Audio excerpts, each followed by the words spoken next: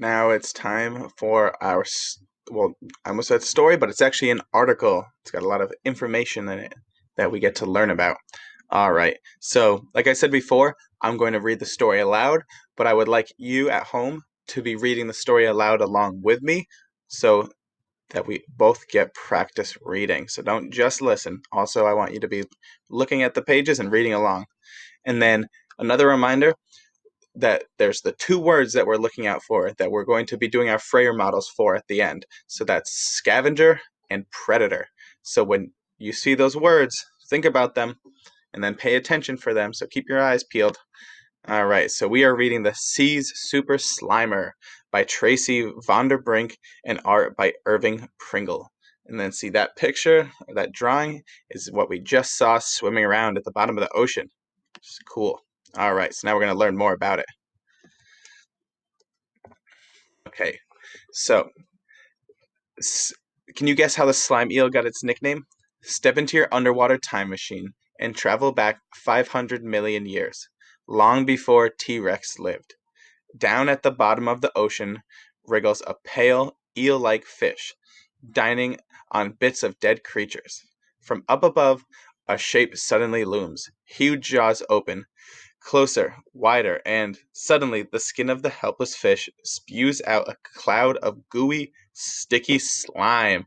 The goo fills the hunter's mouth as it swims off in fright. The fish goes back to its dinner. If you return to the present and look on today's seafloor, you'll see almost the same slimy creature. Hagfish haven't changed much in 500 million years. And why should they? They are champions at what they do best, making slime.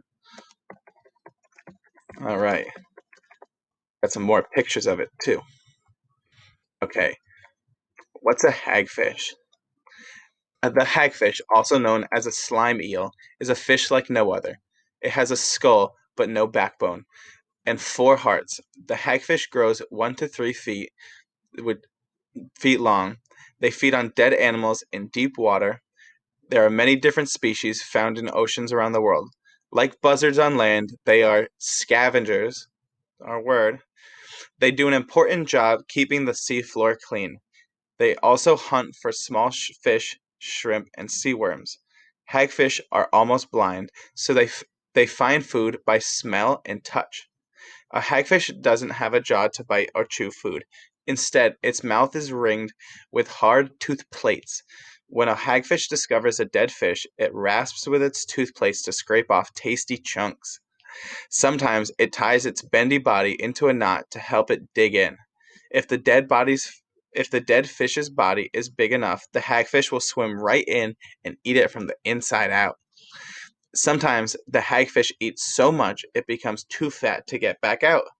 It waits inside the dead animal until its meal digests. The hagfish has another weird trick. It can eat with its skin.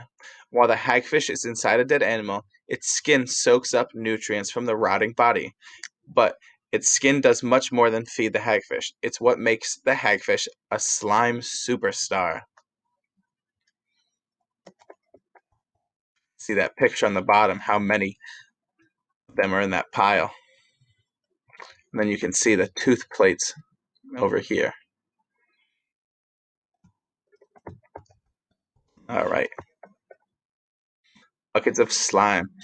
If you look down the sides of a hagfish, you'll see a row of tiny openings in its skin called slime pores.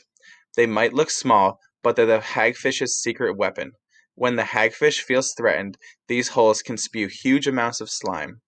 The one hagfish can fill a large bucket with slime in a couple of minutes. How does all that slime come out of one small fish? With a very clever trick. The hagfish's slime pores spit out a kind of concentrated slime mix. Hagfish slime is a blend of mucus, like ordinary spit, and tiny coiled up proteins. The hagfish only has to release a small amount of this slime into the ocean. As soon as it hits the water, the protein threads uncoil. They soak up water and mix with the mucus to form a thick, gooey gel. Why does the hagfish need so much slime?